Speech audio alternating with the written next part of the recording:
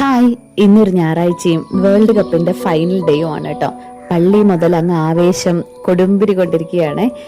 Catechism പഠിക്കുന്ന പിള്ളേരും അതുപോലെ പള്ളിമുറ്റത്തുണ്ടായിരുന്ന എല്ലാവരും കിക്ക് ഓഫിനൊക്കെ വന്ന് അങ്ങനെ ഞങ്ങൾ ഫുട്ബോളിന്റെ ഫൈനലിനായിട്ട് വെയിറ്റ് ചെയ്യുകയാണ് കേട്ടോ.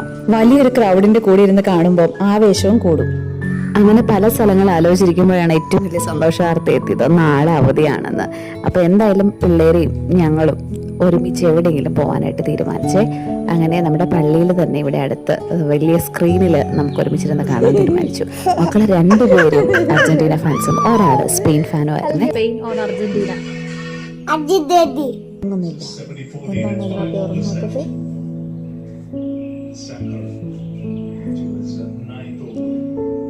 ഉറങ്ങാതിരിക്കുക തന്നെ വേണം,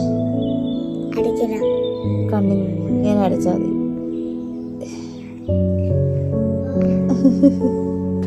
ഇങ്ങനെ രാത്രി 12 മണിയായിട്ട് ഉറങ്ങാതിരിക്കുന്ന മക്കളെ എല്ലാം വാരിയെടുത്തോണ്ട് ഞങ്ങൾ രാത്രി കളി കാണാൻ പോവുകയാണ് കേട്ടോ. നല്ലൊരു ക്രൗഡിന്റെ കൂടെ ഇരുന്ന് കാണണം എന്നുള്ള ആഗ്രഹമൊക്കെ അങ്ങനെ സാധിച്ചു കിട്ടി. മെസ്സിയുടെ കളി കണ്ടു തുടങ്ങിയ കാലം മുതലേ അർജന്റീനയോട് നമുക്കൊരു ആരാധനയാണ്. അത് മെസ്സി കാരണമാണ്. പക്ഷേ സ്പെയിനിന്റെ ഇന്നലത്തെ കളി കണ്ടപ്പോൾ മുതൽ സ്പെയിനിന്റെ ടീം വർക്കിനോടുള്ള ആരാധന തുടങ്ങി. എന്തായാലും സ്പെയിൻ ഡിസേർവ് ചെയ്തൊരു വിജയം പോലെ തന്നെയാണ് കേട്ടോ കളി കണ്ടിട്ട് തോന്നിയത്. അത്രയും നന്നായിട്ട് ആ ബോൾ അവർ ഹാൻഡിൽ ചെയ്തു. മുക്കാൽ സമയവും ഒരു വേൾഡ് ടീം എങ്ങനെയായിരിക്കണം എന്ന് അവർ കാണിച്ചു തന്നു, ഇമോഷൻ വെച്ച് പ്ലേ ചെയ്യാതെ തന്നെ.